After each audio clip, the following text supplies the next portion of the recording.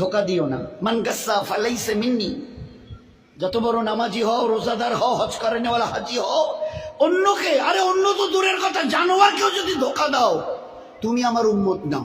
মান গাসসা, গাসসা মানে ধোকা, ফালাইসা মিন্নি তুমি আমার উম্মত নাও। অন্যকে হতে পারো, আমার উম্মত হবে, মুসলমান হবে, আর অন্যকে ধোকা দেবে।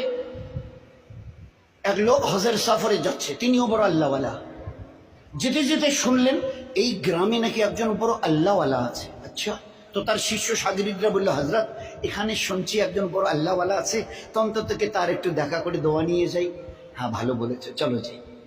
এইবারে যখন ঠিকানা নিয়ে তার বাড়ির সামনে গেছে, তো দেখে যে উনি একটা ডালিকে, ডালি এই যে আমরা ডালি বলি না, ধান চাল যে রাখি, একটা ডালিকে এইভাবে কাত করে ধরে নিয়ে যাচ্ছে।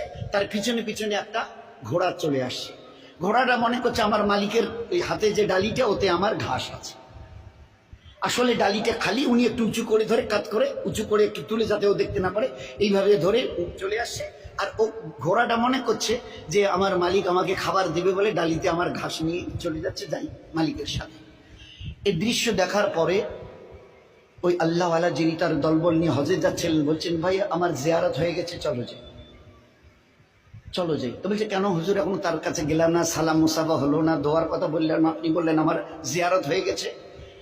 এবারে তিনি উত্তর দিয়েছেন, যে মানুষ চোখের সামনে একটা জানোয়ারকে দেখে ধোকা দিতে পারে, সে মানুষ লক্ষ কোটি দূরে যে আল্লাহ আরশ আযীমের মালিক, তাকে তো জীবনে কোনোদিন দেখেনি। তার পক্ষে তাকে ধোকা দেওয়া কোনো কঠিন নয়, বড় সহজ।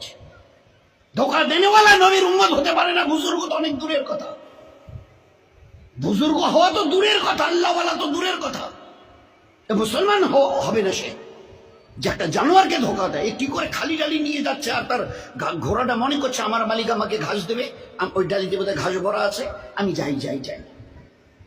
দেখে চোখের সামনে দেখেছি জানোয়ারকে ধোকা দিতে পারে, না দেখা আল্লাহকে সে না জানি কতটা ধোকা দিয়েছে। জীবন কিভাবে তৈরি করা হয়েছে। এই জন্যে খবরদার, এ মখলুকের কাউকে ধোকা দিও না। আমি আল্লাহ কিয়ামতে কোনোদিন তোমাকে ধোকা দেব না। সহি করে আসো, সহি বদলা আমি নিজের হাতে দেবো তোমাদের, নিজে হাতে দেবো। ওই দিন দিল খুশ করেনেওয়ালা বদলা পাবে কিয়ামতের ময়দানে। আর দুনিয়াতে রহমতওয়ালা, বরকতওয়ালা, ইজ্জতওয়ালা, হেফাজতওয়ালা জীবন দেবে। এটা আমার ওয়াদা, এগুলো সব কোরআনের আয়াত।